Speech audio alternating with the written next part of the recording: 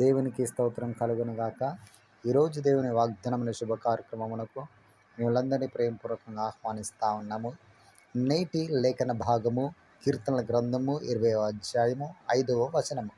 యెహోవా నీ రక్షణ బట్టి మేము జయోత్సాహం చేయుచున్నాము, మా దేవుని నామముట బట్టి మా ధ్వజము ఎత్తుచున్నాము, నీ ప్రార్థనలన్నీ యెహోవా సఫలపరచునుగాక. అవును, మన ప్రార్థనలన్నీ కూడా సఫలము చేసేటువంటి దేవుడికి మనము ప్రతినిత్యం కూడా ప్రార్థనలు చేస్తూ ఉంటున్నాము.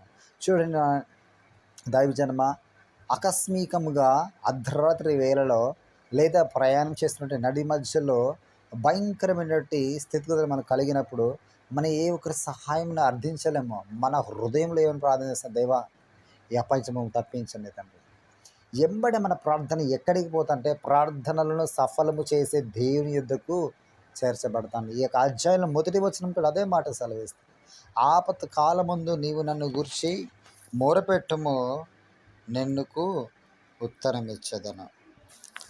అవును, ఆపత్ కాలంలో మనం మొరపెడితే ఉత్తరం ఇచ్చే దేవుని మనం కలిగి ఉన్నాం. ప్రియ సహోదరి, ప్రియ సహోదరుడా, ఈరోజు నువ్వు ఏ కష్టకాలంలో ఉన్నావో ఇదిగో మాకు తెలియదు, కానీ ప్రభువుకు సమస్తము తెలుసు. అందుకే దేవుడు ఈరోజు నీతో మాట్లాడుతూ నువ్వు ప్రార్థన చెయ్యి. ఆ కష్టకాలంలోంచి దేవునికి విజయం ఇవ్వబోతాడు. నీ జయోత్సాహంలో నడిపించబోతా ఉన్నాడు.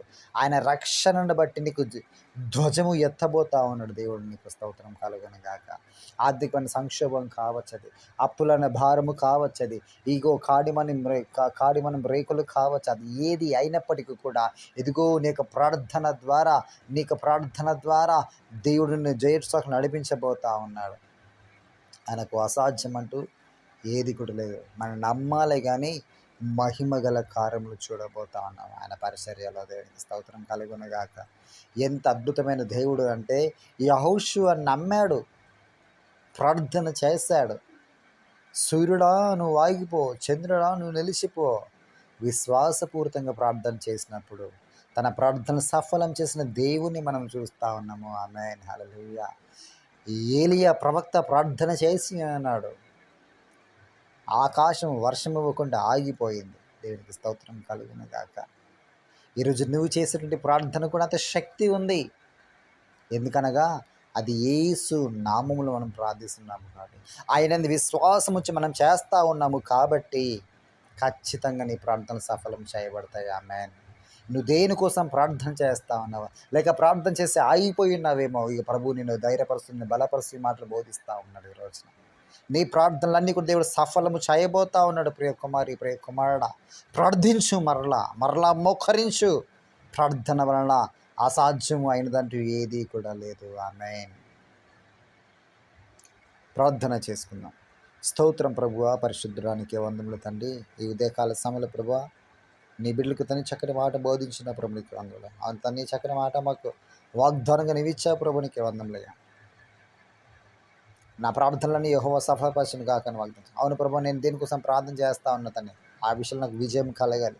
నేను జయోత్సాహం కలిగి ముందుకు సాగుటకు సహాయం దయచండి.